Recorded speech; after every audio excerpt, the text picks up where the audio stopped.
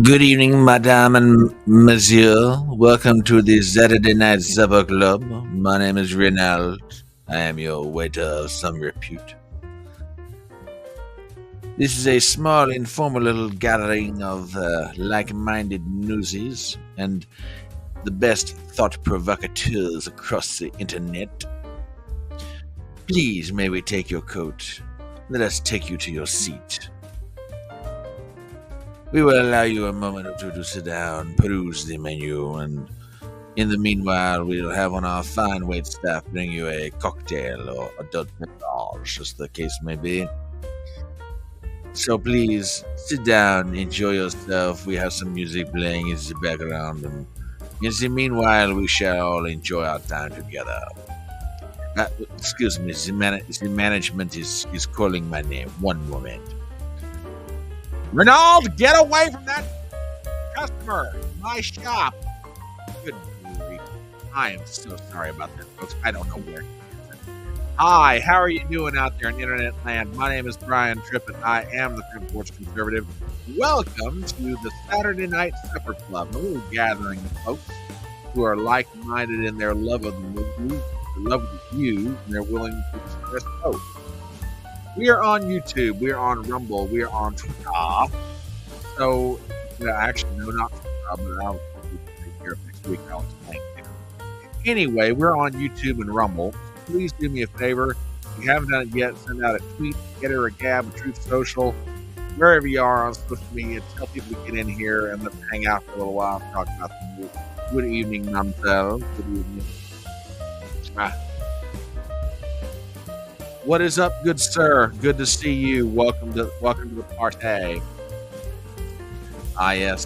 Thought we'd try a little something different for intro music. I really like this. I really do, must say.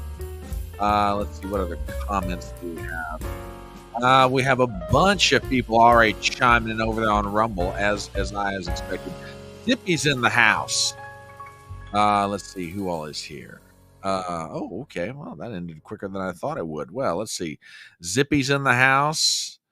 WWG1 is here.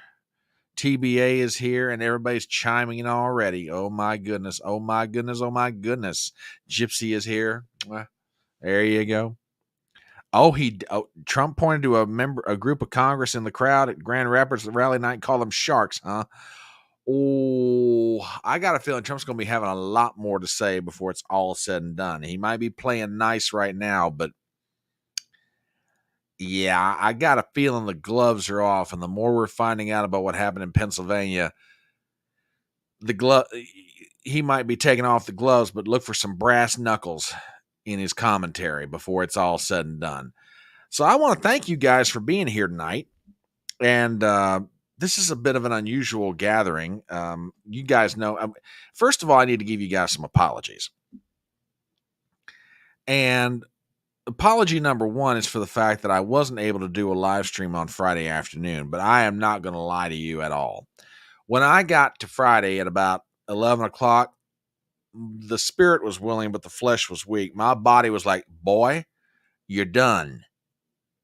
Just no, you're no. You're done. You're not doing this. Just it can wait. So I did something, and I announced that I would be doing a live stream on Saturday morning. And then it hit me about 2 hours after I announced I was doing a live stream on 10:30 on Saturday morning, and I went, well, crap, boy, you've got an appointment. You can't do that. So I put out another announcement saying, well, we'll do one 6 o'clock in the evening. Okay, fine. Then I was reminded, talking with one of our regulars here, Gypsy Muse, that Trump would be doing his rally right about the time I'd be starting the live stream. And well, crap. Well, you can't compete with the Donald, so that's not going to happen. So I moved it back to 7:30. All of that to say, for those who are regulars here on the Electronic Front Porch, and maybe those of you who are new, I am a creature of habit for a lot of reasons, but one of them is, look, you guys have lives. You need to know with predictability when I'm going to be streaming. and even if you're not able to catch it live, which I'm always hope that you're able to do, is that you can always know when I'm going to put it up there, and you can always go back and grab it later. But if I'm hopping around all over the place, that's not good for you guys, nor is it good for me. But more importantly, it's not good for you guys. So that's my first apology. And the second one is for all the jumping around it. And the irony of it is, when I woke up this morning after 12 hours of sleep, yes, you heard me right, I went to bed at 8:30 last night, woke up at 8:30 this morning, and pretty much didn't move all night long. That's how bad it was. It's like, holy cow. Oh, it was bad. Woke up at about 8:30 this morning, and the person who I had the appointment with said, "Hey, I can't make it. Can we get together the middle of this week?" And I was like, okay, fine, no problem. So announcement in advance.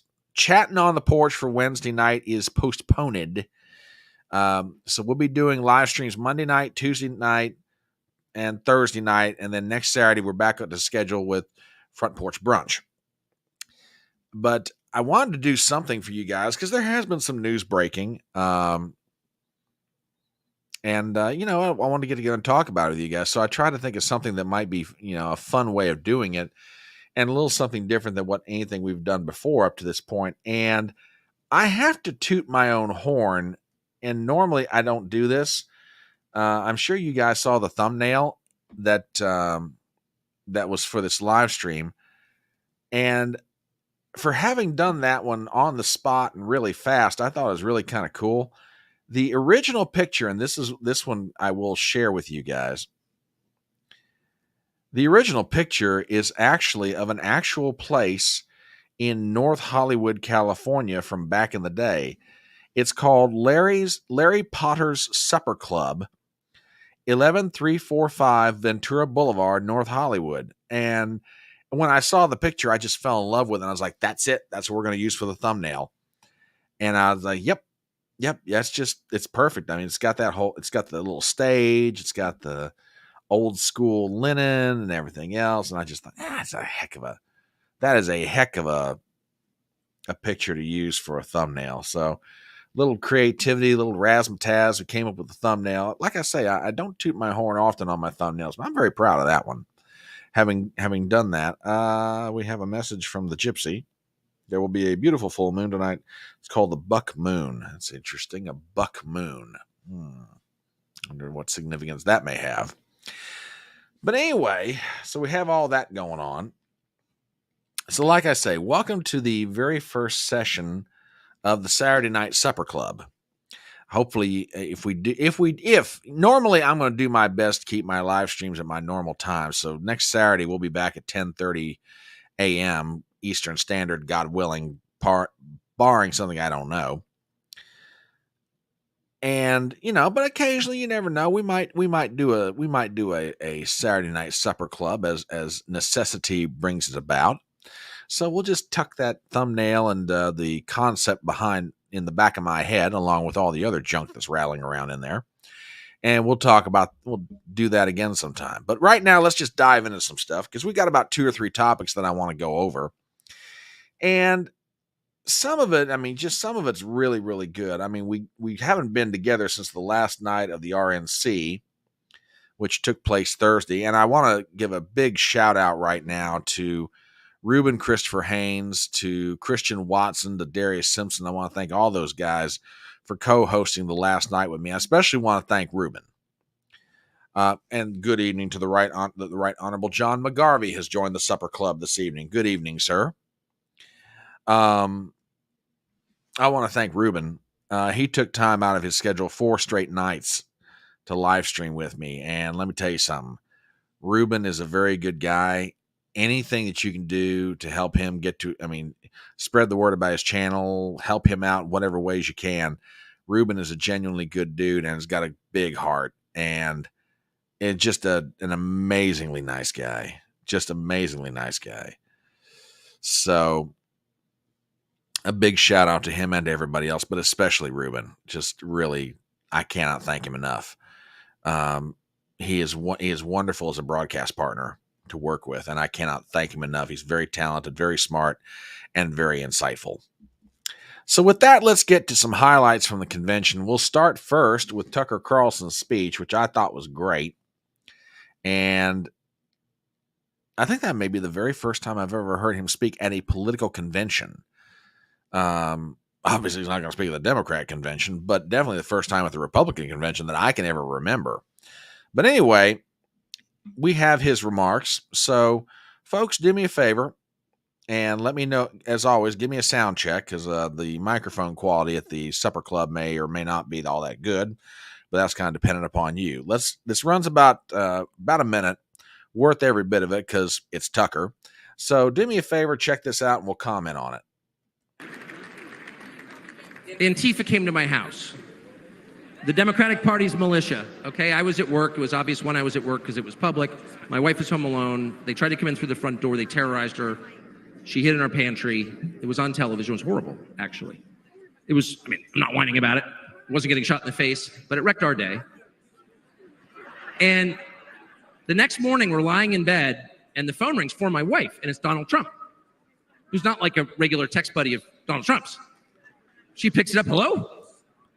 Susie, it's Donald Trump. And it's coming through. I could hear it. I'm lying in bed. Oh. And the first thing he says is, I'm going to stand guard outside your house. And she goes, oh, it's so nice. And he says, I'll never forget this as long as I live. He says, there's a lot of hate out there.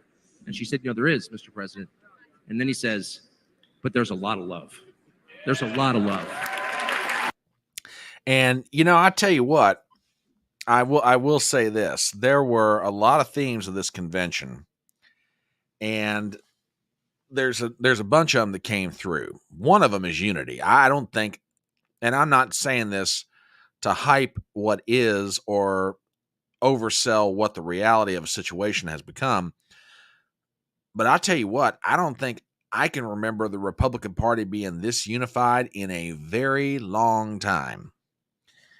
And the other thing that came out of this convention is love. The reception that Donald Trump got when he took the stage later that night was remarkable. It was brief, but remarkable. Yeah, he'd been seen in the arena. Yeah, he had been in the previous preceding days, and he'd been making the rounds and talking to people. But when he hit the stage that night, it was something electric. I truly do believe that. And this is, Tucker Carlson being willing to come to a political convention and speak on behalf of Donald Trump. That story is just great. And by the way, Tucker Carlson's comments during the speech, they were totally unscripted. There's no teleprompter. There's no nothing. He's just talking. That's just from the gut and the heart. So that was pretty amazing to watch. It really was.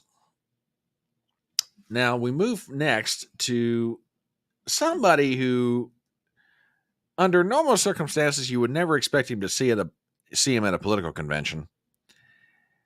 But I want to put this up here for an example, and I think something has happened in this country.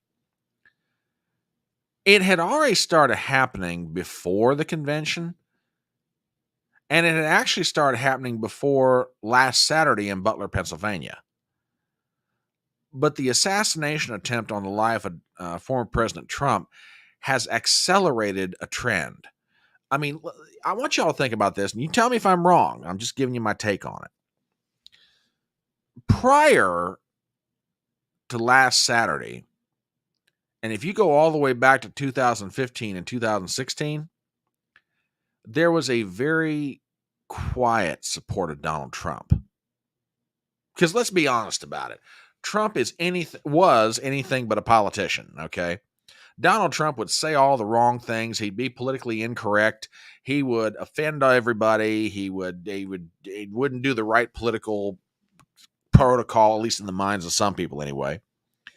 So Donald Trump was like, almost the politically incorrect candidate. And if people were supporting him, they'd be like, that Trump, I tell you, I don't know. And then they go in the voting booth and they vote for the guy. And as the years have gone by, I mean, the Democrats have always tried to keep that stigma on people. I can't believe you're supporting Donald Trump. Do you not have good taste? Do you not have good sense? You suburban women out there, how can you possibly support that man? He took away the right to, I mean, just whatever it may be, took away the right to abortion. He did this, he did that. He's trying to, I mean, whatever. Okay. And then Butler, Pennsylvania happened. And in the minds of a lot of people, that was the last straw. Now, some people are rich and powerful, and they are letting be known how they feel through their words and their actions. For example, Elon Musk, entrepreneur, capitalist, futurist, you could make it, if I may use that term. He's already said, I'm giving $45 million a month to a super PAC that's going to work on election integrity and making sure we get Donald Trump a fair election. Not one contribution of $45 million, $45 million a month, all the way to the election. So you're talking basically $180 million from one guy. Now, if he goes, now I'm not saying he's lying, don't get me wrong, but that's a very big commitment. If he does it, that's what you call, you're not putting your toe in the water. That's what you call just cannonballing in the middle of it. Okay. You've got people, that, go to work every day and they mind their own business and they try to raise their families and keep the roof over their head and the bills paid and keep the wolves away from the door, what have you. You're hearing it from them. You're hearing them say, no more. Trump's my guy, and I don't care who knows it. You're seeing Democrats, not huge amounts of them, but open-minded, reasonable Democrats are saying, I can't support this. I can't do it. Trump's my guy. You're seeing independents. You're seeing blacks. You're seeing Hispanics. You're seeing gays. You're seeing straights. It doesn't matter what demographic you're talking about. Young people. You're talking about old people. You're talking about everything in between. I think, at the risk of overhyping it, I think we've reached the point where this has stopped being a campaign and it's now a movement. I really do believe that. I think we are past the point of this being a campaign and it's a movement. Now it's going to pick up speed and we'll see what happens. But right now, there is a feeling across this country, Democrat, Republican, Independent, man, what happened in Butler, Pennsylvania, Trump's speech the other night, contrary to the opinion of some people in the mainstream media, we are now in a transcendent moment.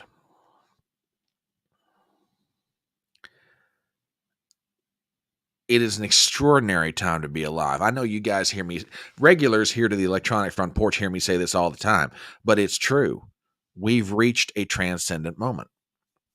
Now, I said that it's reached the point where people are coming out who aren't necessarily political and they're giving their support. And one example of that happened the other night. Now, we played Hulk Hogan, much to the chagrin of my good buddy Christian Watson.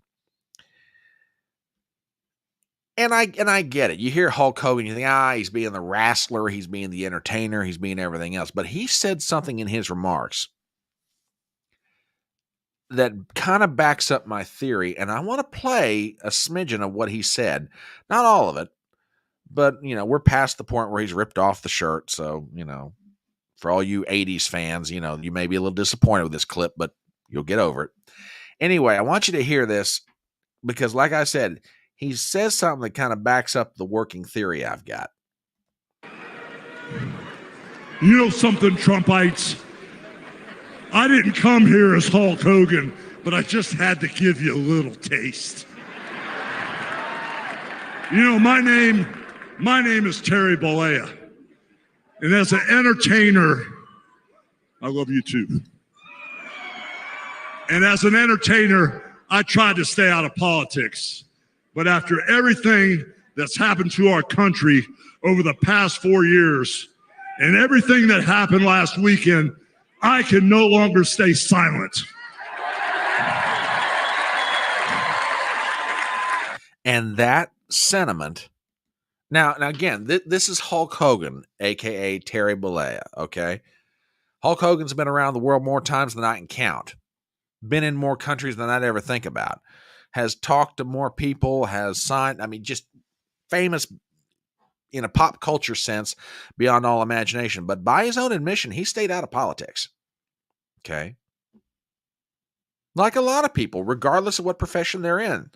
You know, they might be this or that, but they just, no, not going to talk politics because that might, whatever. He's like, nope, not anymore. Not anymore. And notice the last thing he said after what happened in Butler, Pennsylvania. Folks, I am telling you, we're a long way from the election, relatively speaking. But I really do believe we're past the point of this being a campaign. It's now a movement. It's now a movement. But anyway, we didn't listen to his speech, but, because, time only allows you so much to do. Eric Trump, I haven't seen all of it, from what I understand, gave one of the most heartfelt speeches on behalf of his dad that any of Trump's children have ever done. And I want to play you a little bit of this. We're not going to play all of it. It runs about 3 minutes, but we'll play a portion of it. I think you're going to understand. This clip is just dripping with emotion. And with that, here's Eric Trump. Dad,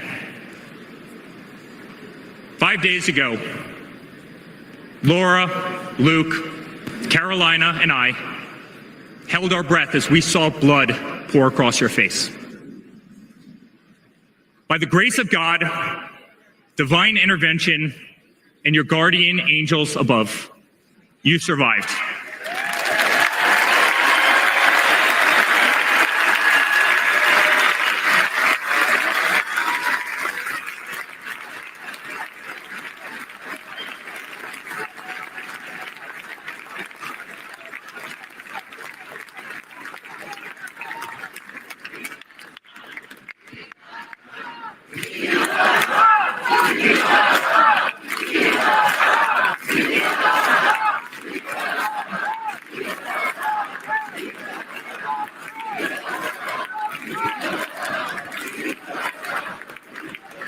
You are the greatest fighter I have ever seen.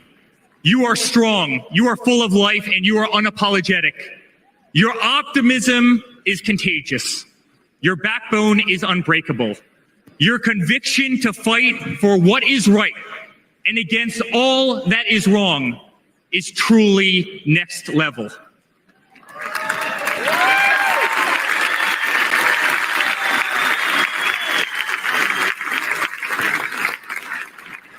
The whole world saw your strength as you stood up. You wiped the blood off your face, and you put your fist in the air in a moment that will be remembered as one of the most courageous acts in the history of American politics.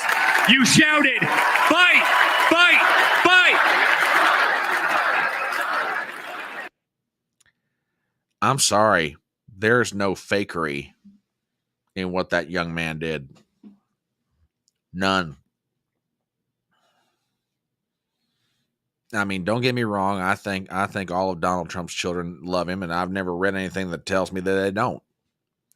His sister's got some problems with him, but his kids, nope. That one was right from the heart, which gets us to, I think, what was probably the most poignant moment of the night. And that was Donald Trump recounting what happened to him. And I'm going to play this in its entirety. I know y'all have heard it, but, people have various criticisms of Donald Trump. God knows they should. Because sometimes he does stuff that, just makes you absolutely nuts.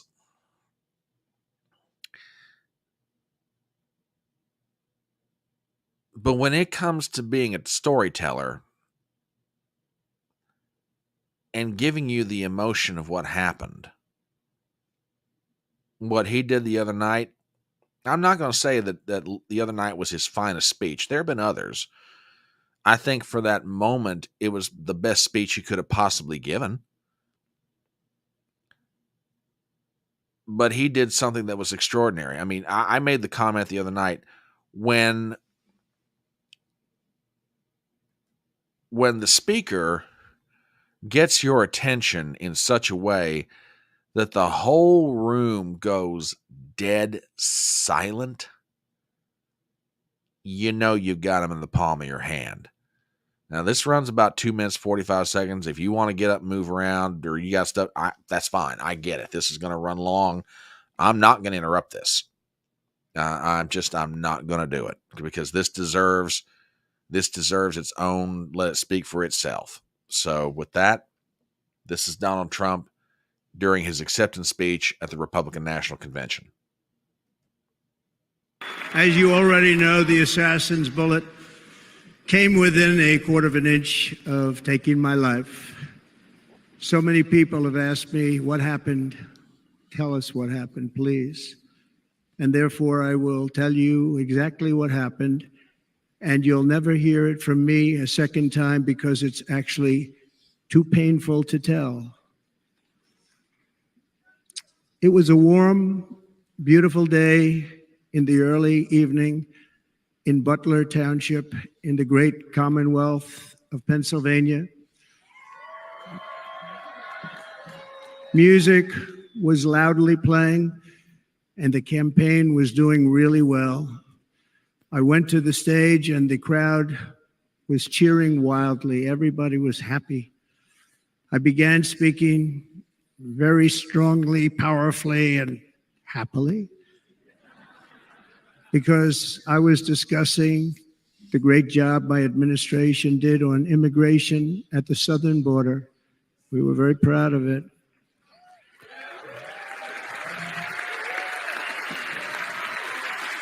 Behind me and to the right was a large screen that was displaying a chart of border crossings under my leadership. The numbers were absolutely amazing. In order to see the chart, I started to, like this, turn to my right and was ready to begin a little bit further turn, which I'm very lucky I didn't do, when I heard a loud whizzing sound and felt something hit me really, really hard on my right ear. I said to myself, wow, what was that? It can only be a bullet. And moved my right hand to my ear, brought it down. My hand was covered with blood, just absolutely blood all over the place. I immediately knew it was very serious, that we were under attack, and in one movement proceeded to drop to the ground. Bullets were continuing to fly as very brave Secret Service agents rushed to the stage. It cuts out right there as far as the sound. My apologies. Yeah, you're absolutely right, dear. You could have heard. Yeah. Oh, yeah, absolutely. Absolutely. You could have heard a pin drop.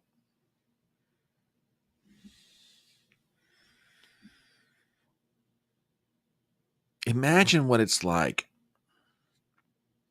You're not really even 6 days removed from someone trying to take your life.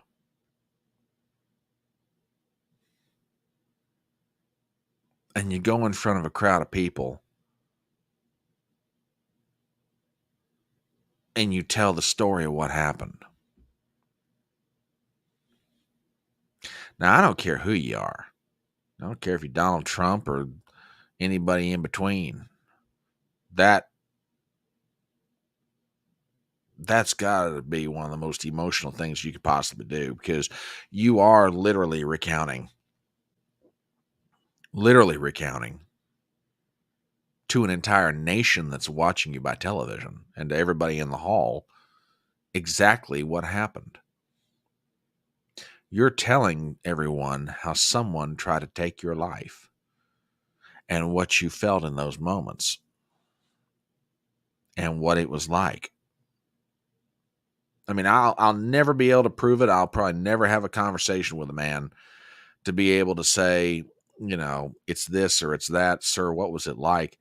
But I will almost bet you, if I could have that conversation, he'd probably tell me, yeah, when I was on stage recounting that, I was seeing it all over again. Wouldn't surprise me. I want to get Robert's comment in here talking about Hulk Hogan's comment. Part of the reason politics gets so corrupt that people with a voice refuse to use it. Yeah. And I think that, at least for the moment, that may be changing. It may be changing. I've seen some really good memes to that effect. Oh, by the way, welcome, Sculpt. I think this might be your first time with us. Welcome to the Saturday Night Supper Club, sometimes known as the Electronic Front Porch. Glad you're here. One more thing that Trump did, and this is probably one of the coolest things that happened that night. They brought the equipment from the fallen firefighter, Corey Camperatori, and put it on stage. They put it off to what would have been Trump's right, stage left. And what he did next was really, really cool. So I'm going to put this up here and let you guys see it. Check this out.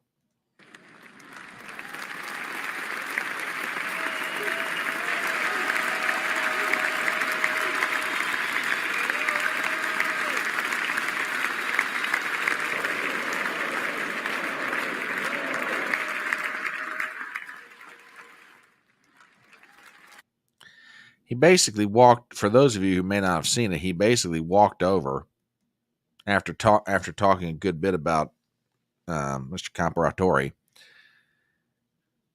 walked over, kissed the helmet, and walked back. I've seen some stuff. I ain't never seen that before. Anyhow, that was Trump's speech, or some of it anyway. Now, since then, a lot of interesting things have been taking place, and Trump held a rally today in Michigan. Gypsy, was he in Detroit or was he in some other part of Michigan? I knew it was Michigan. I'm just not sure the location. If somebody knows, drop it in chat on either side, by the way. I'd appreciate it. I know it was Michigan. I just don't know the where. Okay, it was Grand Rapids. Grand Rapids. All right, cool. Absolutely cool. Thank you, TBA. I appreciate that. Grand Rapids, Michigan. Well, at some point during the day, Congressman Ronnie Jackson released a letter. Give me 1 second. Released a letter, and I'm not surprised by this. Oh, so it's 3 hours outside of Detroit. Okay, cool. Released a letter, and I'm not necessarily surprised by what he said, but I think it bears some reading. So I'm going to go ahead and pop this up on screen. And I apologize for the small font, but it's Twitter, so there you go.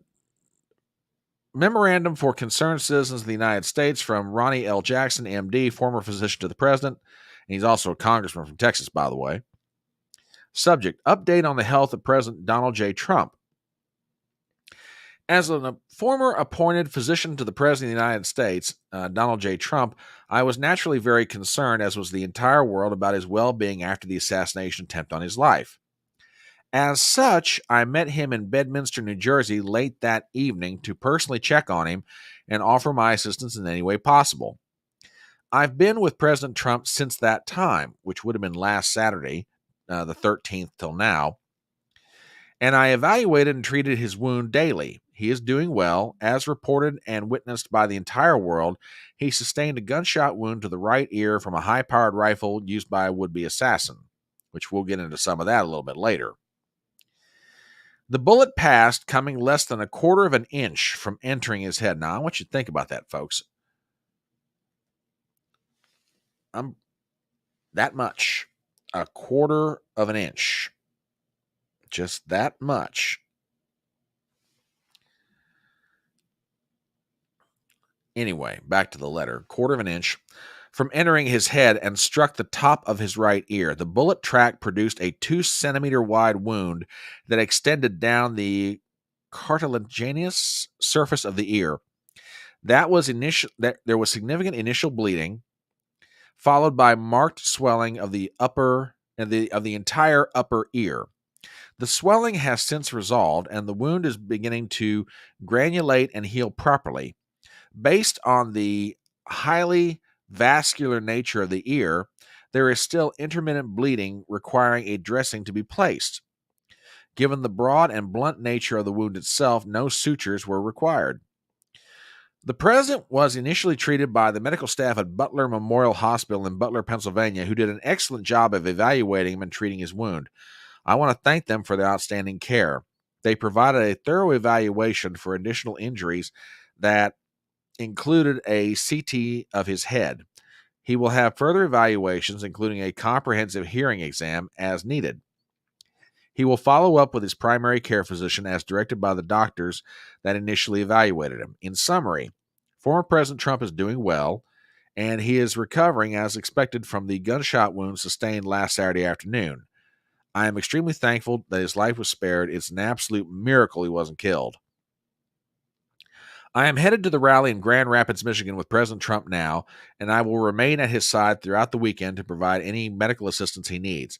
I plan to return to Washington, D.C. on Monday and then return home to Amarillo, Texas at the conclusion of this week. Respectfully, Ronnie L. Jackson, former physician to the president, Congressman, Texas 13th. Oh, okay. More like 9/32 of an inch. Okay. All right. Yeah, it was just barely. And I mean, just barely doesn't even begin to describe it. Now, so the president was in Grand Rapids today, and who was it? Yeah, Gypsy brings up a really good point. This is the home of the Mitt Romney family. Now, let me tell you something. The reception that Donald Trump got being in Grand Rapids, I said that this is turning into a movement. Now, folks, you could make an argument that what I'm about to show you next is probably true most anywhere that Donald Trump goes and would have been this way, whether Butler, Pennsylvania would have happened or not. But in case you're wondering what kind of reception he got, try 20,000 people in an arena and probably a line out the door even longer than that. TBA over on Rumble says, I heard the line was 3 miles long to get into the arena. I don't know how long it was, but it was pretty good. I mean, Gypsy was posting stuff on Twitter.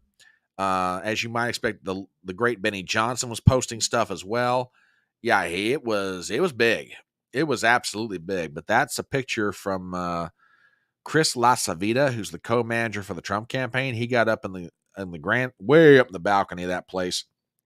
So you're talking a good 20,000 people. Easy.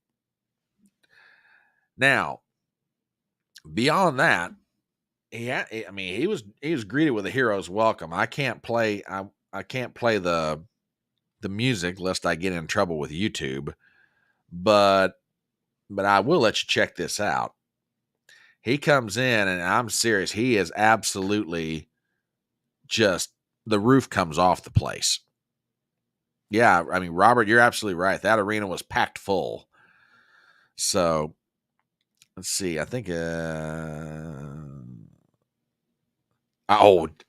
I love the way WWG1 puts this. Trump keeps returning to the scene of the crimes, just not his crimes. Well, I'm just saying. Anyway, TBA says Mitt Romney's dad was governor of Michigan in the 1960s, and Biden cannot even fill a high school gym. And that's a great point, TBA. It really is. Romney keeps, not Romney. Well, it may as well be Romney.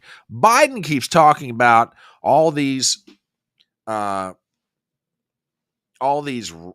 rallies. He's getting all these big crowds. He's talking to thousands of people. And I'm like, who the hell are you talking to? Donald Trump's talking to thousands of people, but it sure ain't Joe Biden. I thank you for that, because that's an absolutely great point.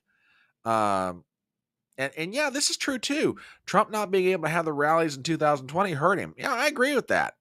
I absolutely agree with that. But there's one line from Trump's speech. It's not very long, but oh my God, is it powerful. And I gotta play this for you guys. Tell you what, Donald Trump is for 78 years old is remarkable. He went almost a solid 2 hours today. He just finished the convention Thursday night and went a solid 2 hours in Grand Rapids, Michigan, in front of a crowd of about 20,000 people. Yeah, exactly. Where are the thousands for Joe Biden? Yeah, we should start asking for a head count. Joe keeps saying he talks to all these people. Of course, some of them may be imaginary, but yeah, I think you're right. Let's get a head count. But anyway, there's one line that Donald Trump got off today. Yeah, I know he went for 2 hours. He said a lot of things that were important. Some of them were funny, some of them very serious, some of them were in between. But this one line, to me, may very well be the line of one of the lines of the campaign going forward, if not the line of the campaign. Ladies and gentlemen, please listen to this. And they keep saying, he's a threat to democracy. I'm saying, what the hell did I do for democracy? Last week, I took a bullet for democracy. What did I do against democracy? Crazy. They keep saying I'm a danger to democracy. What the hell did I do? What the hell did I do? I took a bullet for democracy. That may be okay. For you, I know the Democrats are going to keep on doing it because that's all they've got among a handful of other things. Trump is a danger to democracy. He's going to destroy our democratic norms and traditions. He's a threat to democracy. Look at January 6th. He's a threat to democracy. What the hell did I do for democracy except take a bullet for it? That just neutralizes the whole issue right there. Because the voters are going to hear that and they're going to go, well, if he's such a damn danger to democracy, how come someone tried to shoot him? Really? Guy stood up there and took a bullet. That was an absolutely fabulous line. It really was. Absolutely fabulous. Brian, before tonight, Trump went to the new...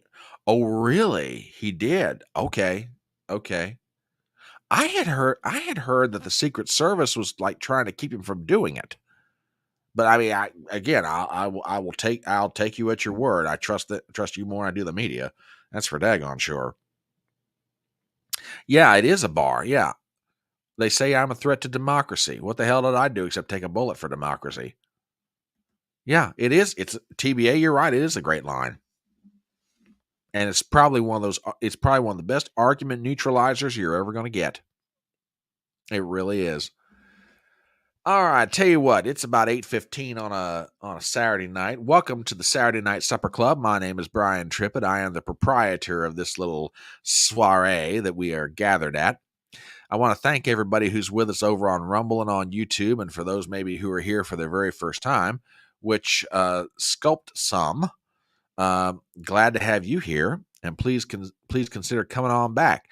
Normally, we do this thing we do Monday through Thursday nights at 7:30 Eastern and Saturday mornings at 10:30 a.m. So do me a favor if you're watching this. If you're not a subscriber to this channel, okay, please go ahead and give me a sub. I am getting just dangerously close tonight to 1,000 subs on YouTube and getting closer and closer to 250 over on Rumble. So please, if you're watching this and you're not a subscriber to my channel, I'd genuinely appreciate it if you'd help me out. You know, hopefully, God willing, I'll be doing this for a long time, and it will get better with every passing time I do it in one form or another. Little things will be added, little tweaks will be done, but, you know, getting there, the help would be appreciated. All right. Let us get into the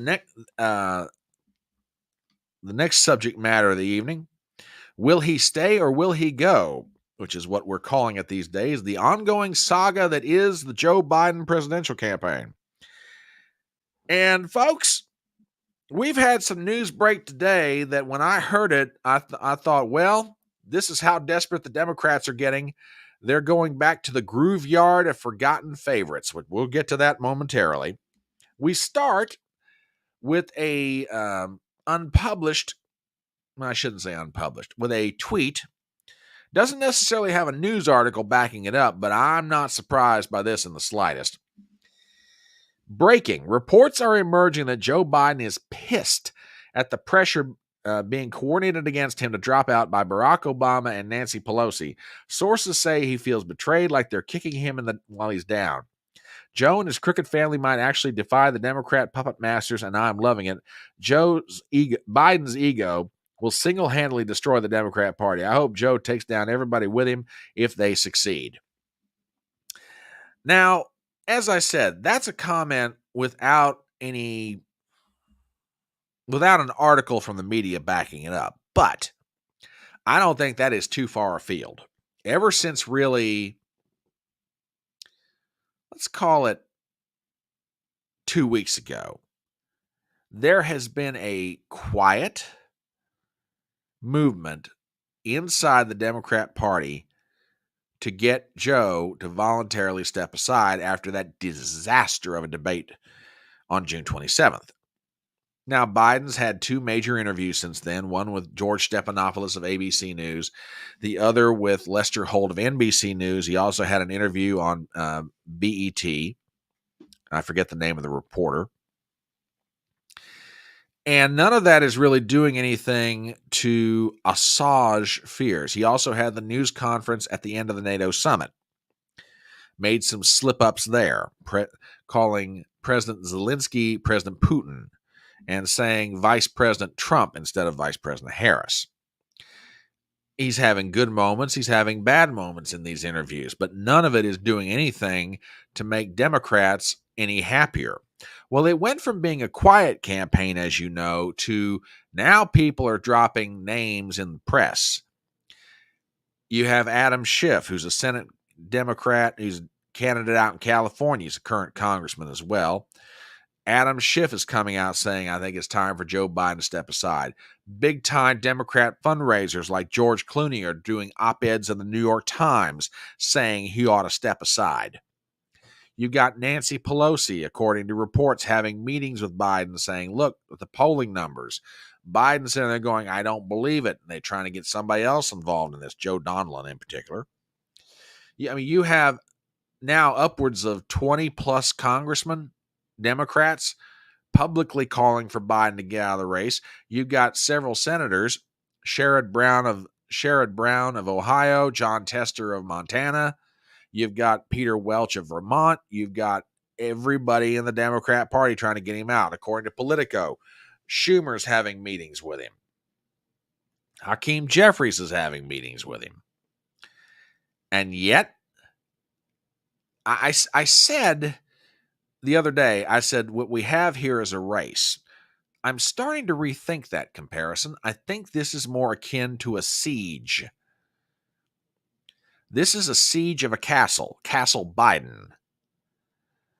We'll get to this. We'll get to this in a minute. Hang on to that. No, I when I said the groove yard of forgotten favorites, I'm getting there, I promise. Well, today you now have new pieces in thehill.com, among other places, where, again, there's this, it's not, I would have called it a steady drip, but I'll give you an idea how bad this was. It was Wednesday night, okay? Ruben and I were on here doing the live stream covering day 3 of the convention, the night J.D. Vance gave his acceptance speech for the vice presidential nomination. And within the space of an hour, 4 different articles came out, Politico, thehill.com, various other places, just saying this person's met with Biden and this person's talked to Biden and this person is relaying Democrat fears to Biden. I mean, I'm looking at Ruben going, this is the most insane PSYOP campaign I've ever seen in my life. I'm not kidding. Literally in the space of an hour, 4 or 5 different articles came out talking about Biden. Biden's got to get out. Biden's got to go. This Democrat's talking to Biden. This Democrat's talking to Biden. Can you believe these Democrats are getting ready to send a letter to Biden? It was nuts. So what was a quiet, behind-the-scenes sort of thing, they're just blatantly trying to push the man out. Just blatantly doing it. And it's so bad, it was absolutely wild. For those of you who were here with me and Ruben that night, it was the most insane thing I'd ever seen. I mean, literally, I'm checking Twitter in between people who are speaking or whatever, and Ruben's checking Twitter. We're all looking at stuff. And literally in the space of 45 minutes to an hour, you had 4 or 5 different articles about Joe Biden, people talking to him about stepping aside. It was absolutely nuts. And it's not getting any better. We got an article here today from thehill.com, written by Alexander Bolton. Democrat insiders say Biden's crisis response almost as bad as his debate. I mean, they won't even give this old man a moment's peace. Guy supposedly has COVID. I say supposedly. Has COVID. He's hanging out at his house in Rehoboth Beach, Delaware, trying to get over whatever he's got. And the Democrats are just pounding the hell out of this guy. From writer Alexander Bolton at thehill.com, Democrat strategist and party insiders say Biden's post-debate crisis response has been as damaging to his chances of beating former President Donald Trump in November as the disastrous debate performance itself. They say there's little Biden can do to change the narrative short of dropping out of the race, a view that is shared by a majority of Democrat senators and large number of House Democrats. Gaffes Biden made at the NATO summit and in interviews with George Stephanopoulos and Black Entertainment Television, the waning support of media stalwarts such as MSNBC's Joe Scarborough, and the worsening divisions within the Democrat Party have only solidified the prevailing view that Biden can't beat Trump. The growing pessimism about Biden's candidacy has fueled a new round of calls from Democrat lawmakers for him to drop out of the race to avoid a potential disaster in November. Democratic strategists say that those calls will multiply and get louder next week if Biden stays in the race past this weekend. Now, I want to stop here for just a moment. I haven't got it pulled up, but I should have, and I apologize to you guys. Mark Halperin of Newsmax TV, the night of Trump's acceptance speech, was reporting that Biden planned to drop out this weekend, that the speech was being prepared, that John Meacham, I believe of Newsweek, formerly of Newsweek maybe, but affiliated with Newsweek, John Meacham was, polishing up the remarks that Biden was going to give an address Sunday morning announcing that he was getting out of the race. And according to Halperin, this came from about 4 or 5 different sources. I mean, this is possibly the biggest psyop I have ever seen done to any elected official trying to push them out, but especially at this level. I mean, I've seen it done to congressmen, congressional candidates, senators, senatorial candidates, but I have never seen anything quite like this.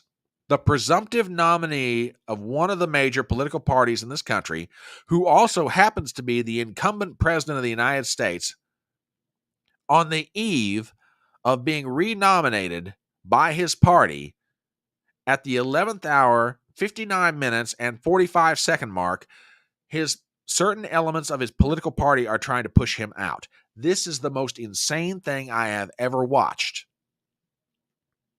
But lest you think it's getting crazy now, I got some stuff here in a minute to tee up that will show you just how crazy it's getting. Anyway, let's go back to this article. We'll finish it up and then we'll move on. And they warn that Biden's fundraising, which has taken a substantial hit this month, will continue to slacken, putting the president in an increasingly difficult position to stage a comeback in the polls against Trump. One Democrat strategist close to a lawmaker who has called for Biden to reassure Democrat voters he can win in November said the Biden campaign has failed to present a clear path to victory. Quote, "What everyone has said is we need to see more, and frankly, the last 2 weeks has been worse than the actual debate in a lot of ways because they haven't put a plan together and haven't executed it," the source said. The strategist said Biden appeared to be an underdog heading into a race, but his prospects for victory plummeted after the debate and further slipped after the attempted assassination of Trump in Butler, Pennsylvania, which has united GOP and had a rallying effect on their voters.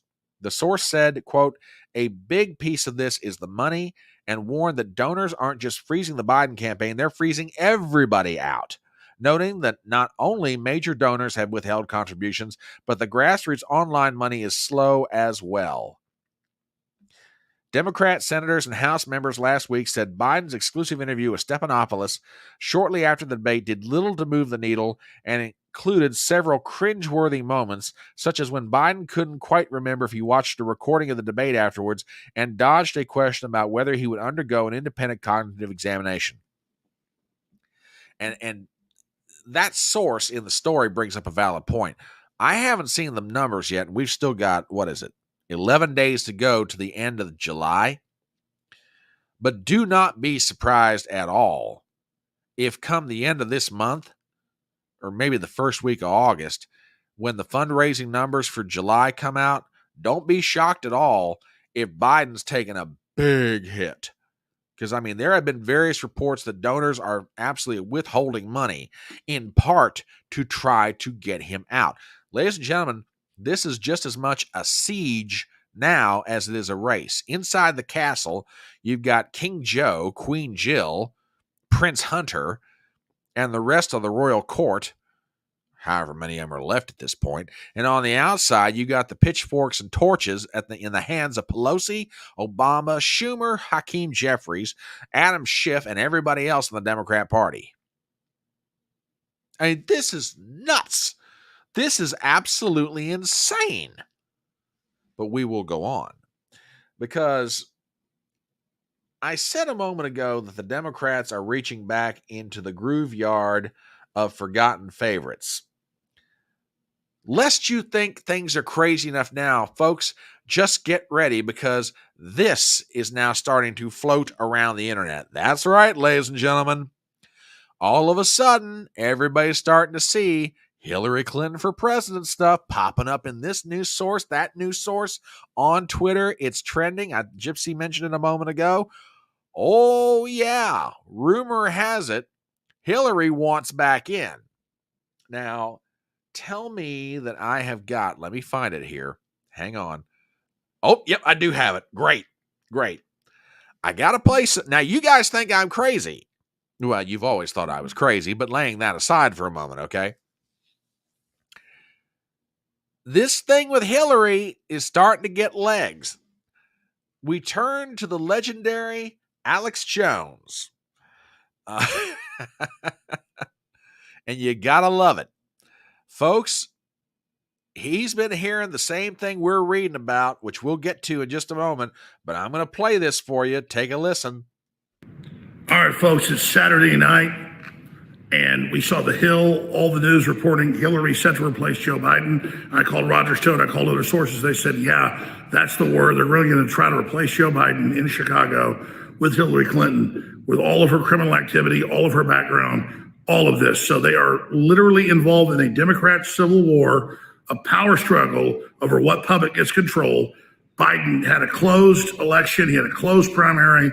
That was all rigged. He stole the election 4 years ago, tried to take Trump off the ballot, and now Hillary is swooping in to be the nominee above Big Mike, Gavin Newsom, Governor Whitmer, Kamala Harris, all of them. This is huge.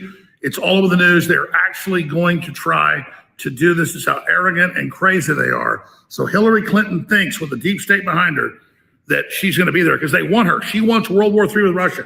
She said that. And Trump says he'll end the war. He talked to Zelensky today. So to stop World War III, we got to get President Trump elected. But that warmongering, evil monster Hillary thinks that she is about to swoop in and last minute be the nominee, and then they try to steal the election. It's not. Now, folks, I know some of you who watch this are sitting here thinking to yourself, okay, that's Alex Jones, okay, the ultimate conspiracy theorist. Well, you know, what's the difference between a conspiracy theorist and somebody that knows what's going on? About 6 months. But laying aside that this is coming from Alex Jones, he's right. There is reporting in thehill.com, or maybe it's better to say there are certain opinion pieces that are being dropped. And before I get to that, Zippy over on Rumble with a Rumble rant, thank you very much. I appreciate. You're crazy like a fox. I'm crazy like a neurotic small dog inbred with a cat. Okay, that's a combination I want to think about. But Zippy, thank you very much for the Rumble rant. Yeah, instead of 6 months, it's more like 3 months. Exactly. Well, you bring up a good point, and we're going to get into this. Okay, because I haven't got something else pulled up, but I can do it real fast. And you bring up a very valid point, my dear. I'm not sure if I see anything like this. I'm not sure how I feel about Hillary back in. They are willing to jump over Kamala and piss off the biggest demographic black. Now, see, that's a great point. But what I'm going to pull up here in a minute, everybody's talking about, oh, Kamala Harris, she can save us, Kamala Harris. I know one Democrat who's going to tell you to your face that not so much. There's not that much love for Kamala Harris inside the Democrat Party, and who it comes from is going to shock you even more. But before we get to that, let's get to this article from thehill.com. Like I said, Alex Jones referenced a piece at the Hill. It's not a news piece, but this kind of thing is starting to pop up. Check this out.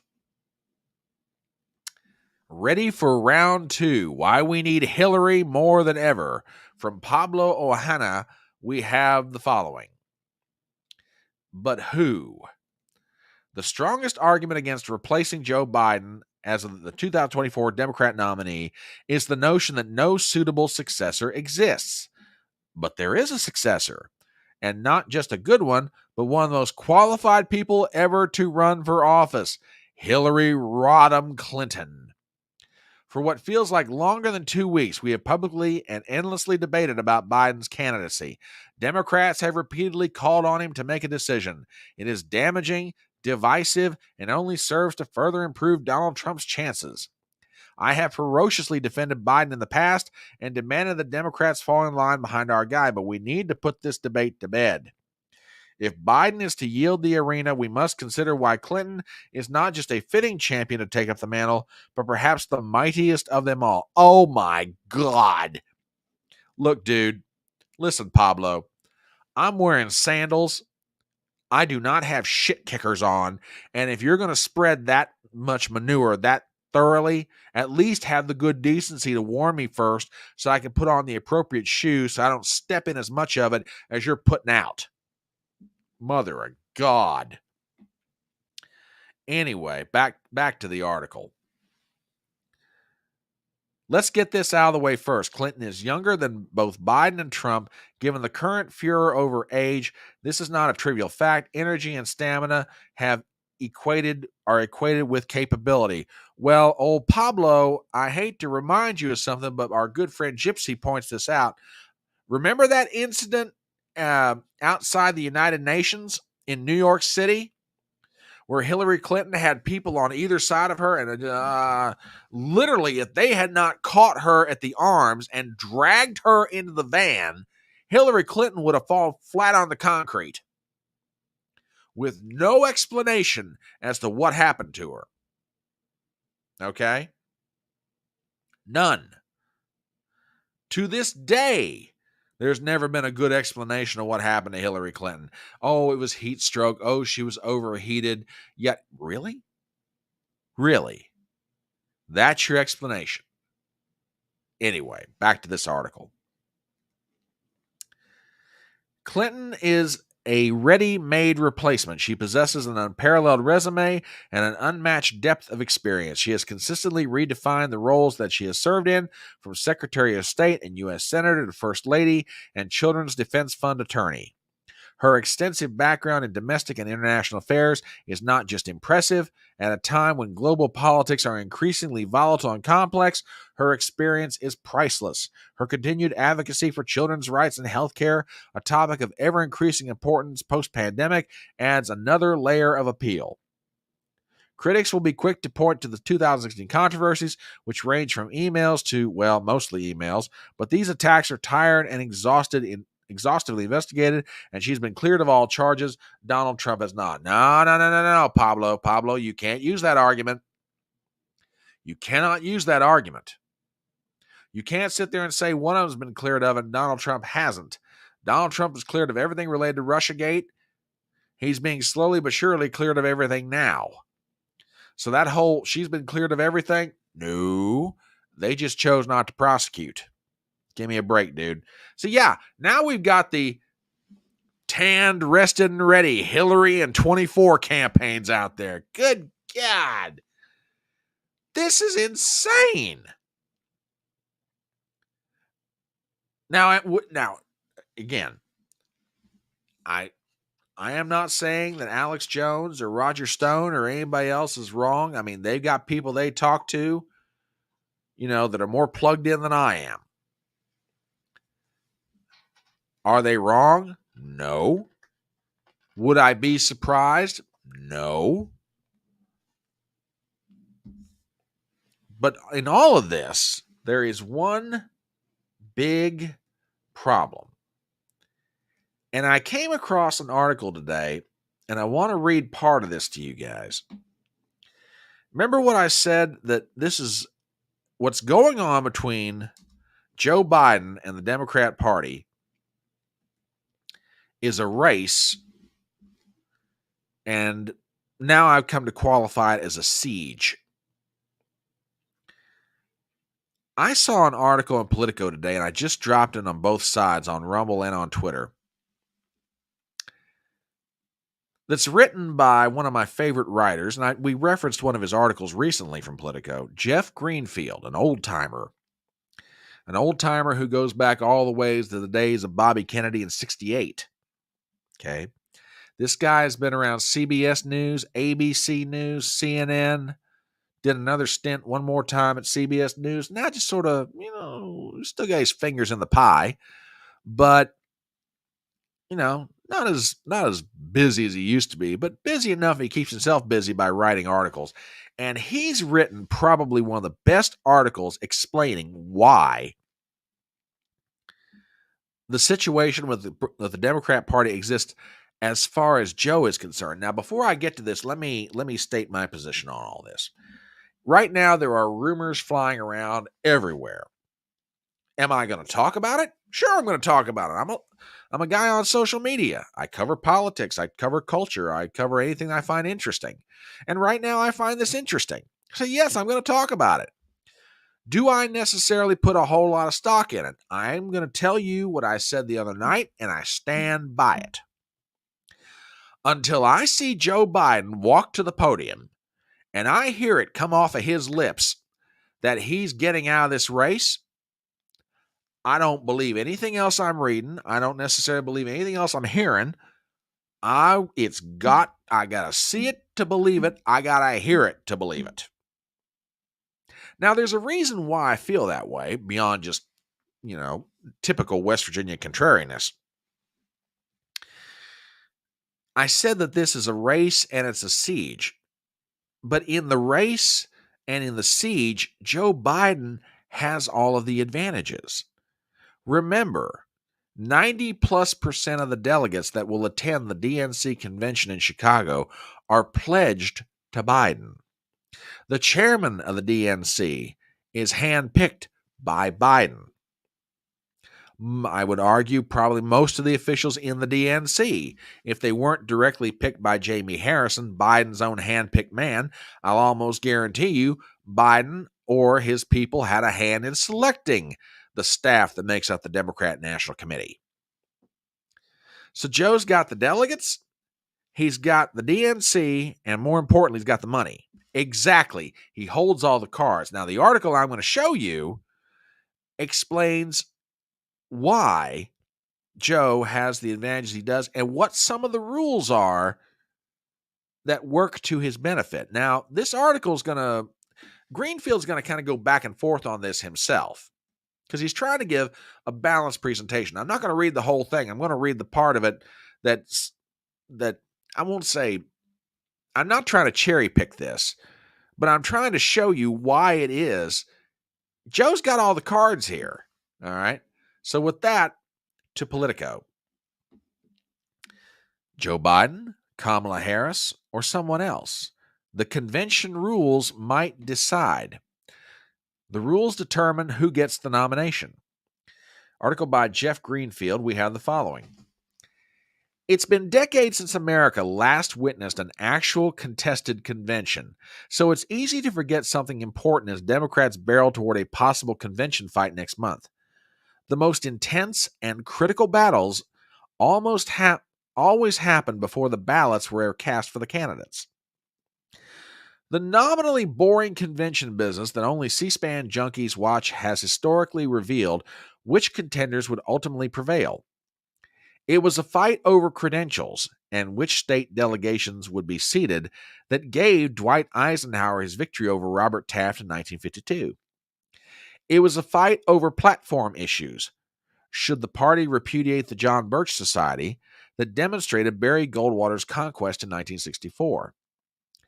And it was the defeat of Ronald Reagan's rules proposal that candidates had to reveal their choice of a running mate that previewed his narrow defeat to Gerald Ford in 1976. Quote, if there is a contested convention, there is always a test vote, said longtime Democrat National Committee member Elaine Kamarak, who literally wrote the book on the primary and the convention process. There's always a point at which the strength of a candidate is tested before the roll call that presages who the nominee will be. Whether or not Joe Biden drops his bid for re-election amid rising pressure from party leaders, there's a very good chance that the Democrat convention will be more contested than any in more than half a century. The 1980 battle between Jimmy Carter and Ted Kennedy doesn't count. That was settled weeks before the convention began. Going a little further into this article, that means that the convention rules, including who can vote on what ballot and how free the delegates are, will play a crucial, even decisive role. It requires a close look at a process riddled with tricky issues. Delegates who are pledged but not necessarily bound. Party insiders who cannot vote on the first ballot, except when they perhaps can. Delegates who are free to vote their choice, except when they can't.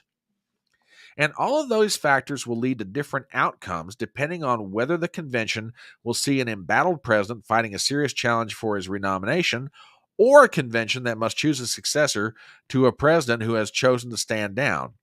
Further putting things up in the air is the early virtual roll call to nominate Biden that the DNC currently has planned, but which is being fiercely resisted by those who do not want a Biden nomination locked up before the convention begins. Particularly in an open convention, some early procedural votes could make all the difference. They could pave the way for Vice President Kamala Harris to quickly seize the nomination, for instance, or allow for a broader, more competitive contest. But either way, the rules will matter. In what follows, I have drawn deeply on the wisdom of Josh Putnam, whose FHQ site is absolutely required reading.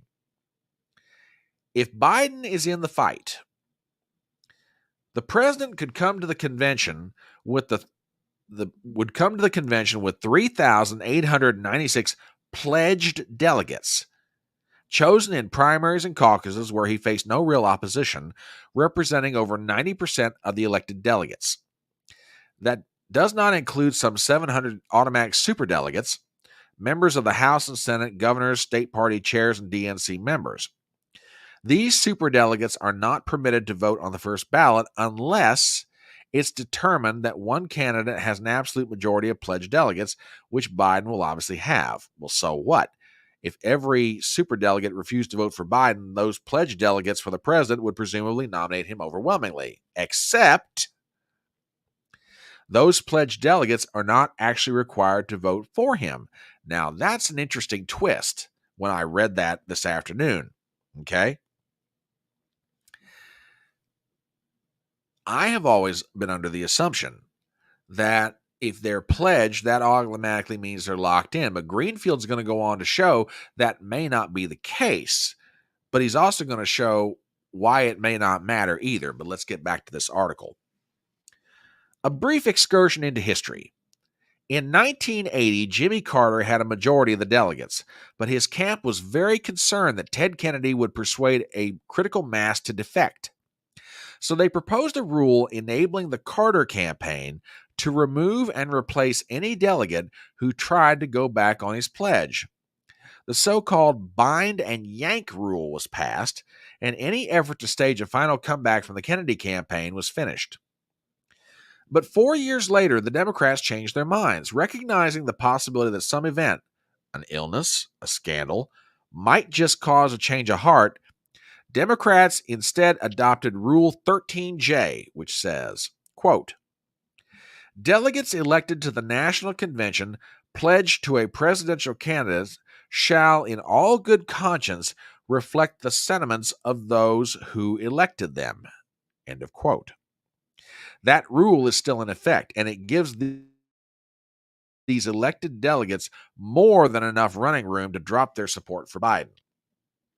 Biden's disastrous debate and subsequent stories about his decline were factors unknown to delegates when they won their slots. Polls show a significant portion of the Democrat electorate want a different nominee. Even Biden himself has said the delegates are free to vote their conscience. Some state law requires delegates to vote as their pledge, but those laws are unenforceable at the convention and very possibly invalid. This is why the Biden campaign is reaching out to the delegates to measure just how firm their support is. Now, let me stop here for 1 second. I want to point out something. Okay? I've said all along, what we have here is a race. A race between Joe, Jill, Hunter, and the rest of the Biden posse versus the rest of the Democrat Party. And the race is to get to the vote, the roll call of the delegates. Now, I have a question for everybody watching this live stream right now. Does anybody really think that Joe and everybody else in Camp Biden are not working the phones right now, calling up people? Look, I cannot prove what I'm about to say next, but it wouldn't surprise me very much. I will almost bet you the last dollar in my wallet that part of the reason why Joe has not chosen to step aside is he's working the numbers, he's making the phone calls, and he's realizing, hey, I've still got my delegates. They're not wigging out on me. They're not going to walk on me. Okay? Put it this way. Losing the support of Hakeem Jeffries, Nancy Pelosi saying, I'm seeing polling, I don't think he can win. Chuck Schumer saying, look, I'm really concerned about Senate Democrats. You really ought to think about this. Barack Obama working behind the scenes, trying to put a political knife into Joe Biden's political back every time he turns around. The donors, stopping money. But the delegates, if his pledged delegates start telling him, I didn't really know about all this, all these problems you're having, with mental acuity, and I didn't know I didn't want to believe it, Joe, but I tell you what, I'm not really feeling all that good here, maybe when I get to Chicago, I'm not so sure I can do this. Now, if that started happening in mass, that's when you start seeing Joe Biden genuinely signal he's thinking about it, contrary to the fevered dreams of Mark Halperin and other people. But anyway, that said, let's get back to the article. And the superdelegates? Because Biden has a majority of the pledged delegates, the superdelegates would have the right to vote on the first ballot. But A significant number of the pledged delegates could also opt to follow the preference of party heavyweights like Pelosi, Schumer, and Jeffries and choose to reject Biden. Yes, we are in deep what-if territory here, but if there would be enough opposition to Biden on the part of insiders and pledged delegates, it could turn out that the first ballot becomes a real contest. Is it likely? Not if most of the elected delegates stay loyal to the president. Is it a possibility? Given the gobsmacking succession of events that have already occurred, it's more than an Aaron Sorkin fantasy. Okay. I have always said everything in the universe is possible, but not all things are highly probable. And see, this is where I'm going to take my issue with Greenfield. It's possible the pledged delegates could go, yeah, Rule 13J. Yeah, Joe, I'm not feeling it here. So you know what? I might be pledged to you, but yeah, I'm not voting for you. If that would be the case, or put it this way, if that had already been the case, I will argue Biden would have already dropped out. Like I said, Biden right now could lose a whole lot of different things. He could lose this congressional Democrat. He can lose that senator. He can lose this donor. Barack Obama could be skulking around doing whatever the hell it is he's doing. But if Biden were to start losing pledged delegates saying, yeah, you know what, I'm going to invoke my rights under Rule 13J and I'm not going to vote for you on the first ballot, then and only then would you start seeing Joe Biden give serious signal to everybody, hey guys, I'm setting the date. I'll give the speech. Because could he win a contested convention? I doubt it. But he's already got him pledged in. Now, let's go back to this article because there's one more point that Greenfield makes here. And it absolutely locks up my argument why Joe's not going anywhere. Of course, all of this requires someone stepping up to challenge Biden. Now, what does he mean by that? Because, you're already hearing, well, Kamala's ready to do it, and maybe Newsom's going to get in. What do you mean by stepping up to challenge Biden? Listen to this. Simply saying to the delegates that telling them they are free to vote as they choose ignores another key convention rule. Now, pay attention to what he's about to write. A candidate has to agree to be in contention and must submit a list of 300 to 600 supporters with no more than 50 from any one state. So which of the potential challengers, many of whom are looking at a 2028 run, would agree to have their name put in contention and risk the ire of Biden loyalists? Would Harris actually challenge her boss? Would any serious contender? The most likely strategy for the anybody but Biden contingent might be to persuade enough delegates to abstain, denying Biden a majority and demonstrating to him that he cannot win.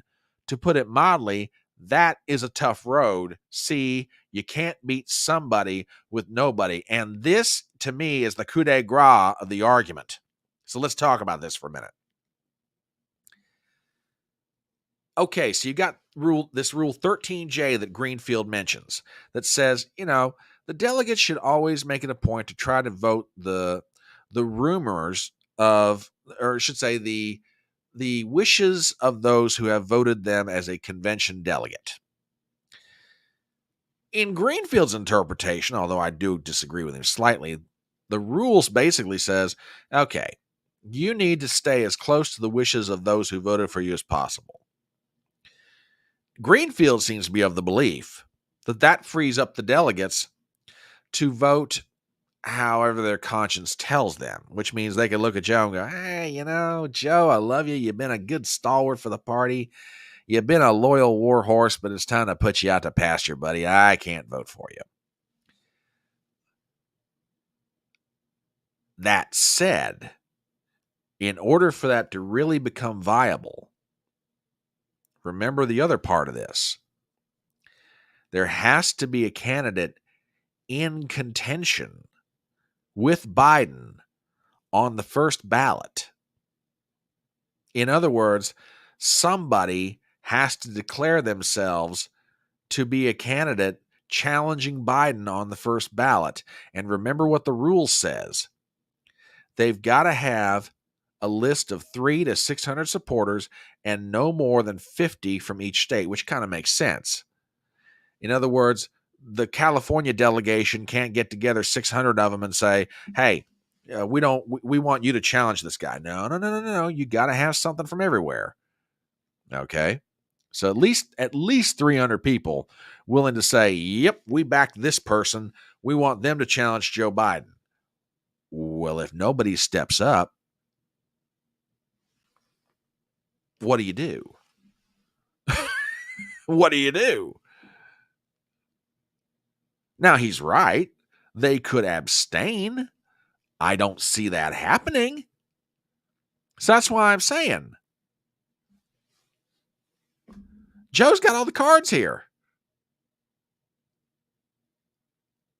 Oh no, I agree with this. I do not discount this at all.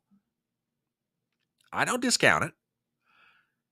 We might get to the first week of August and all hell breaks loose at the behest of certain people who are pulling strings. I don't dispute that at all.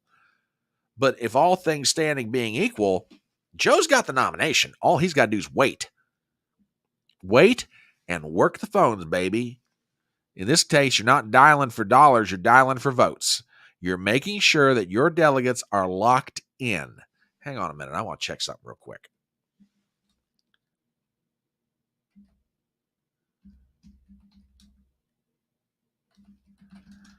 Hang on 1 second, folks.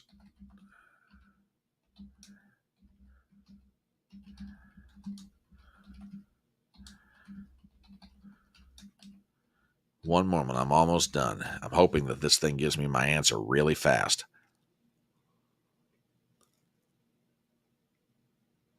Okay. All right. Yeah, I think I've got this. What I was looking up real fast, the necessary number of Democrat delegates is 1,985. I did a real quick search. Biden, according to this article from Greenfield, has 3,896. Folks, he could lose almost half of them and still be the Democrat nominee if at least 1,895 of them vote to declare him nominee. And don't you think that Biden, Jill, Hunter, Ron Klain, Joe Donnellan, Rasputin, don't you think all those cats aren't doing it? They're all working the phones. They're all making sure that his delegates are locked in. As a matter of fact, to take it one step further, I got an article here. Everybody keeps saying that Joe's trying to get out. Joe's going to get out. Joe's going to leave. Well, if he's going to leave, explain this. From NBC News, ignoring controversy, Democrats move forward with nominating Biden via virtual roll call. Democrats are in crisis over who should lead their party, but the committee that oversees the nominating process is moving ahead as planned. Article from Alex Sealed-Wald. This was yesterday at about 1:30 in the afternoon. Democrats are in an unprecedented crisis over who should be their presidential candidate, but the party committee that governs the nominating processes met Friday and proceeded as if everything was normal and its entire plan was not at risk of being upended at any minute. As the calls mount for President Joe Biden to step aside and let another Democrat lead the party into the November election against former President Trump, the DNC's Rules Committee held a virtual meeting where the message to delegates was essentially everything is proceeding as planned. The meeting was convened to discuss plans for a virtual roll call vote to formally nominate Biden weeks before the convention, but no votes were taken or decisions made. Instead, party leaders used the meeting to inform the nearly 200 members of the committee about the process that is currently planned, which they had already laid out in a letter earlier this week. The committee will meet again no later than Friday, July 26th, to consider adopting the virtual roll call process, which would not be held until the first week of August. The virtual roll call idea has plenty of detractors inside the party, but the only hint of dissent in the meeting came in questions about whether other candidates could be nominated for the virtual roll call. Answer, technically yes, but actually probably not. Otherwise, the virtual meeting was uneventful, despite starting moments after 4 more Democrat members of Congress called on Biden to step out.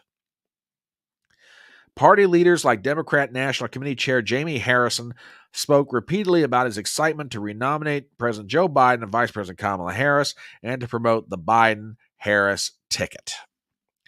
So, folks, if he's getting out, can somebody explain to me all of this?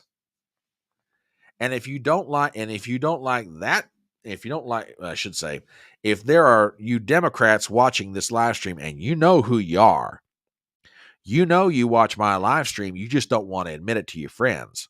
Because I understand. If you're talking with your Democrat buddies and you say, well, I watched this front porch conservative guy, they're like, what do you mean you're watching that guy? How could you, traitor? I know you're going to get that kind of reaction from your Democrat buddies, but you Democrats out there, y'all know you watch my live stream. You just don't want to tell people. So I understand. Okay. But for you Democrats out there that somehow think that, Joe Biden's on his way out, if that's the case, explain this one. This broke just today. From the New York Post, David Letterman to headline Biden fundraiser with Hawaii Governor Josh Green.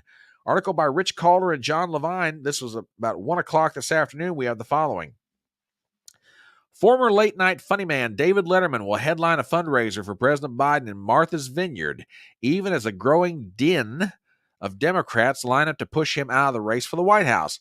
The July 29th fundraiser will be held at the home of a friend of Hawaii Governor Josh Green. Notice the date, ladies and gentlemen, July 29th. Now, could this fundraiser be canceled? Well, I suppose it could. But what is it? Today's the 20th? What, 9 days from now? 8 days from now? Really? Anybody think this is going to happen? Multi-million-dollar people hanging out at Martha's Vineyard for the summer, get a phone call from a current Democrat governor saying, hey, we're trying to raise some money for Joe. Come on out. Let's do it. And the fact that you're bringing in David Letterman, well, maybe he's doing it out of the kindness of his heart, but don't be surprised if Letterman's not getting paid. Folks, he's not going anywhere. Joe has the delegates, the chairman of the DNC, the members of the DNC, the money, and time. All he's got to do is ride this out till they get to the vote.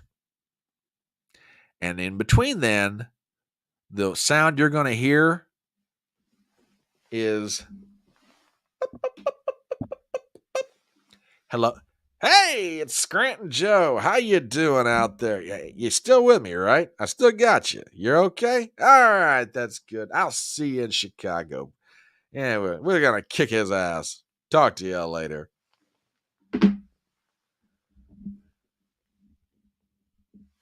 That's all he needs, folks. Time and a telephone. And he wins. He wins the nomination. So for my part, if I were Trump, I'd just keep on doing what I'm doing. I'd have fun. I'd be working it. Matter of fact, I saw something today, just for curiosity, just out of interest. I've seen the first couple of events that J.D. Vance is going to hold. One of them is in Middletown, Ohio. You kind of expect that. The other, they're sending him to Radford, Virginia. Now, for those of you that don't know where Radford, Virginia is at, it's in the southwestern portion of the Commonwealth of Virginia. And that, ladies and gentlemen, is Trump country. If Virginia truly is in play, and there are people that are now starting to seriously believe it, people far better at this sort of thing than I am, in terms of their ability to prognosticate, then yeah, it makes perfect sense to send Vance into Southwest Virginia. Now, I'd make an argument to the Trump campaign. Sooner or later, you're going to go to places like Richmond.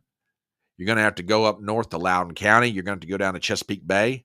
You're going to go to Williamsburg. But I'm telling you, sending J.D. Vance to Radford, Virginia is a stroke of genius. Send him where he can crank up the Trump vote, much like they did on Glenn Youngkin's behalf in 2021. It wouldn't surprise me if that's part of the strategy they're seeing.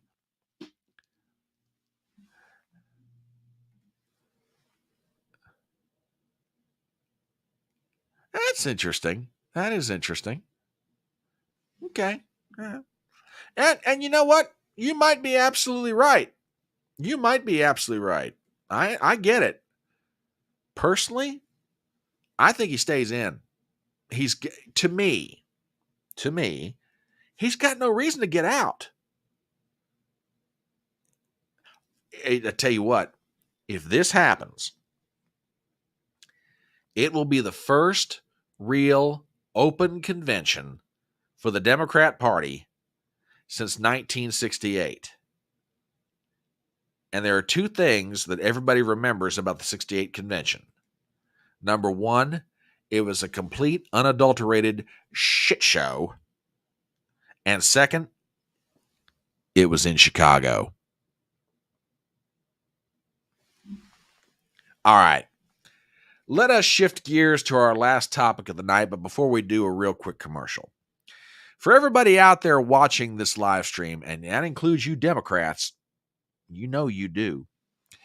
My name is Brian Trippett. Welcome to the very first official session of the Saturday Night Supper Club, a live stream that we do on occasion, but not that often. We are on Rumble. We are on that quaint little alternative social media platform known as YouTube. So if you are not a subscriber to my channel, please, please, please give me a sub on both Rumble and YouTube. Like I say, I'm sitting on, the last count I had was 914 on YouTube. I am just that stinking close to 1,000. And it's been a long, hard climb. Don't get me wrong. I ain't quitting. I'm doing things a little differently than when I first started, but I ain't quitting. I'm getting to 1,000 on YouTube if it kills me. And you might. No, I'm fine. Please give me a sub on YouTube. Give me a sub on Rumble. Hit the bell for notifications. And as TBA has very wisely stated, please give a thumbs up on this. I would love to have all the support I can possibly get, because thumbs ups do cause Mr. Algorithm to look favorably upon my little channel. So it would be greatly, greatly appreciated. Okay, last topic of the night. And this sort of goes back to last Saturday and all the fallout from everything that's going on in Pennsylvania. Or from Pennsylvania, I should say. This is what's the reaction to what's happening. And when I say the reaction, I mean the reaction in official Washington is starting to take on almost Warren Commission styled vibes. I mean, I said that one of the fascinating aspects of the aftermath of the assassination attempt on former President Trump is that Now, wait a minute. Hold on a second. Now, WWG1 is over here getting his feelings hurt. Why doesn't Brian read my chats? Am I too embarrassing? My feelings are hurt. Now, WWG1. I am not trying to hurt your feelings. I am simply in the flow of the moment. I do not want your feelings hurt. I will take a moment and read one of your comments. For example, I think I found, let's see. I thought I was going to an open convention once. It turned out to be a swingers club. And you wonder why I sometimes don't read your chat. No, I'm just kidding. I love you. No, I'm not. I'm not ignoring you. I promise. I just, like I said, I was sort of in the flow of what I was doing. I will do my best. Read one of the dirty ones. What do you mean? That wasn't dirty? What? What are you talking? I'm not. Wait a minute. This is supposed to be a family live stream, dude. What the hell? Jeez. What you trying to do? Oh my gosh, I tell you, I love my wing nuts, both of them. Wingnut number 1 and Wingnut number 2, which is WWG1 and TBA. I love you both. You're crazy as all get out. All right. Getting back on topic, I said that one of the fascinating things that's happening as a result of what happened in Butler, Pennsylvania is it is my honest belief that the media, if you really needed some evidence that the media really no longer has the total ability to control a narrative or control how people view a story, I'd say that the aftermath of Butler, Pennsylvania is proof of that. And what I'm getting at is this. There's information coming out all the time. But the funny thing about it is, it's not necessarily information coming out from our government that's supposed to be working for us, that we pay their salaries, that we expect them to give us accurate information. No, we're finding out a lot of what happened through social media, primarily through the power of one of these babies. Yeah. Yeah, that's my pretty face. There you go. Yeah, there's an even better look at my pretty face. Anyway, people that day were taking, videos on their phones. They were taking photographs. They were doing all kinds of things. And now, with that information, people are taking it a step further. They're doing sound analysis. Yeah, and coming to all kinds of conclusions. Now, some of this information may be accurate, some of it's not, but it's out there. People are talking about it. We're talking about it. You're talking about it. I'm talking about it. We're talking about it here at the Saturday Night Supper Club. Oh, now, wait a minute. Now, just hold on a minute. Just hold it right there. The Right Honorable John McGarvey, I will have you know that is red. Thank you very much. It might look pink in your monitor, but that is red. I vouch for the color of this iPhone cover. Thank you very much.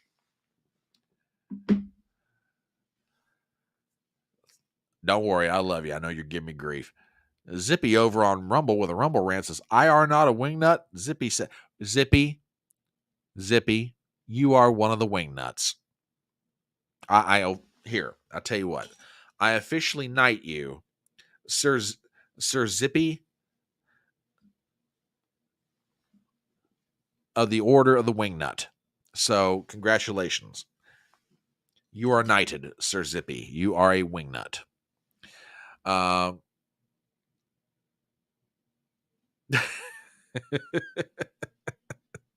love my audience. I swear I do. I love you guys. You're great.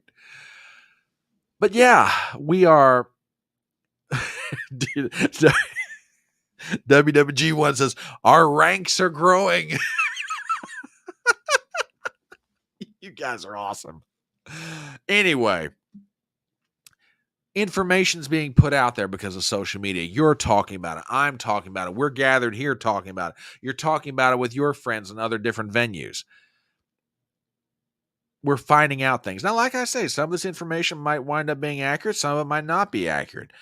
But it's driving and pushing the conversation. I mean, to give you an idea of how frustrated people are right now, and I wanted to play this for you the other night, and I just couldn't get a chance to do it.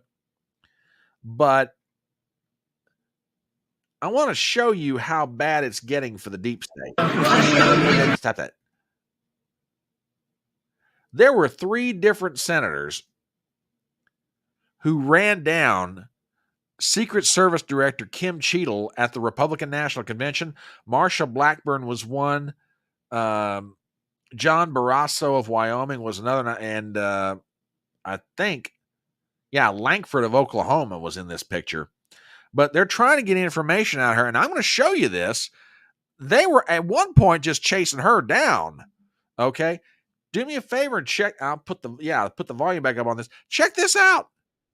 had questions that we wanted to ask. We felt we didn't get any of the responses that were necessary from you. Very disappointing in your leadership. I have called for your resignation, and I'd rather you resign tonight or start answering our questions right now about the death threat to President Trump and allowing him to go on stage in Pennsylvania at a time when he'd already been alerted if there was somebody with a spotter, all these situations already identified an hour before, and you let him go on stage without the knowledge of him, the team on the ground, and you put him within less than an inch of his life. So, Now, you may not be able to hear that, but I'll fill in the blanks wherever I possibly can. Good evening, young lady. I'll fill in the blanks here. That was John Barrasso, and he was getting into a very animated conversation with Secret Service Director Kim Cheadle, and he given it. I mean, you can't really see it from the angle, but he's giving it this. And then you got this. I think pretty sure this is Kevin Kramer of South Dakota, the senator, and the four of them more or less cornered this lady and just absolutely read her the riot. I mean, Barrasso's just absolutely letting her have it with both barrels. Well, there's more information that's starting to come out. And what we're finding out is truly, truly frightening. I've got an article here from the Gateway Pundit. It was a setup. Senator Josh Hawley. Whistleblowers say most of the Trump security rally were not even Secret Service. Oh, yeah. Yeah, she absolutely ran from the struggle session. Absolutely. Okay. But let's get to this article from the Gateway Pundit. Written by Jim Hoft, we have the following. And the hits keep coming. Senator Josh Hawley sent a letter to the DHS Secretary Alejandro Mayorkas on Friday demanding answers on the attempted assassination attack on President Trump at his rally in Pennsylvania last weekend. Senator Hawley wrote that whistleblowers have notified him that a majority of the security officials working the rally last weekend were not even Secret Service personnel, but they were from the Homeland Security Investigations Team. They were not even trained Secret Service personnel. Government officials have also treated the attempted assassination as a loose security event, and that canines were not even used at entry points to detect threats. This is part of the letter from Hawley. Whistleblowers who have direct knowledge of the event have approached my office. According to the allegations, the July 13th rally was considered to be a loose security event. For example, detection canines were not used to monitor entry and detect threats in the usual manner. Individuals without proper designations were able to gain access to backstage areas. Department personnel did not appropriately police the security buffer around the podium and were also not stationed at regular intervals around the security's perimeter. In addition, whistleblower allegations suggest a majority of the DHS officials were not in fact U.S. Secret Service agents, but instead drawn from the department's Homeland Security Investigations Unit. This is especially concerning given that HSI agents are unfamiliar with standard protocols typically used at these types of events, according to the allegations. As a member of the Senate Homeland Security and Governmental Affairs Committee, which has oversight jurisdiction of your department, I will continue to investigate your department's role in the staggering security failures on July 13th. Unfortunately, your department has not been appropriately forthcoming with members of Congress, abruptly ending the only call with USSS before most senators could even ask a question. This is completely unacceptable and contrary to the public's interest in transparency.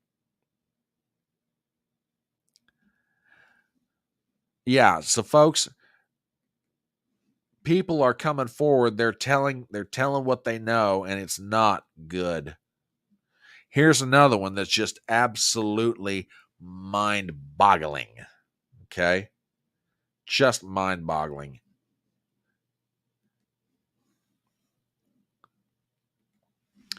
Again, from the Gateway Pundit. Secret Service were aware of the threat 10 minutes before the shooting, yet Trump was allowed to take the stage at Butler, Pennsylvania.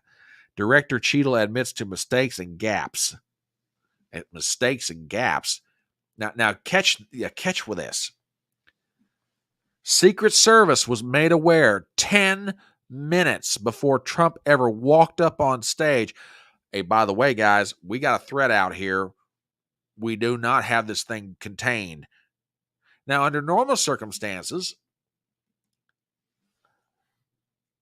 common sense would dictate, okay, we've been advised there is a threat. We're not going to let the president on stage until we are assured this threat is neutralized. And they let him go up there anyway.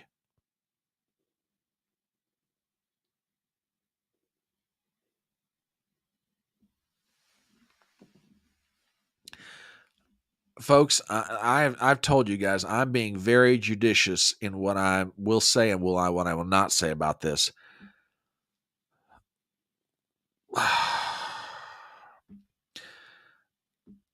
This is past incompetence.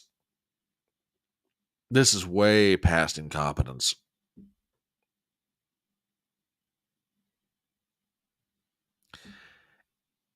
If it's incompetence, then the whole damn crew that day that was guarding Trump just didn't give a damn. The other implication is they knew, they didn't care. And they're like, well, something happens. Almost as if they wanted it to.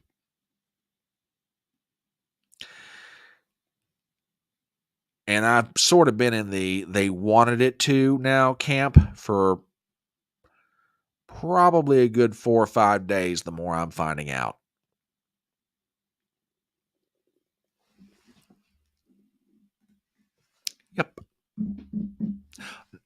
Yep. No, I have not seen this, but I will take a look at it. I will take a look. TBA says it's not incompetence. It was on purpose. I'm pretty well there. I really am. There's no way. There is no way. There's too many things that don't make any sense. How does a 20-year-old kid have an encrypted phone that the FBI can't get into?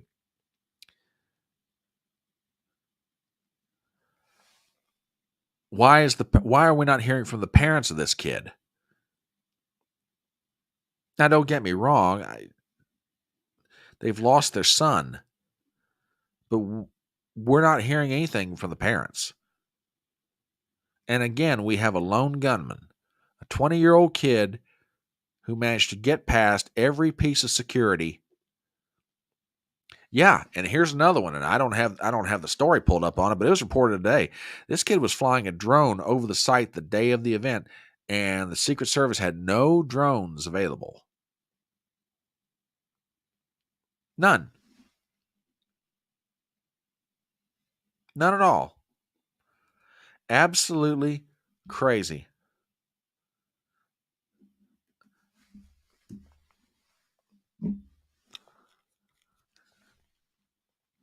Somebody wanted Trump dead. And I don't think it was just the shooter.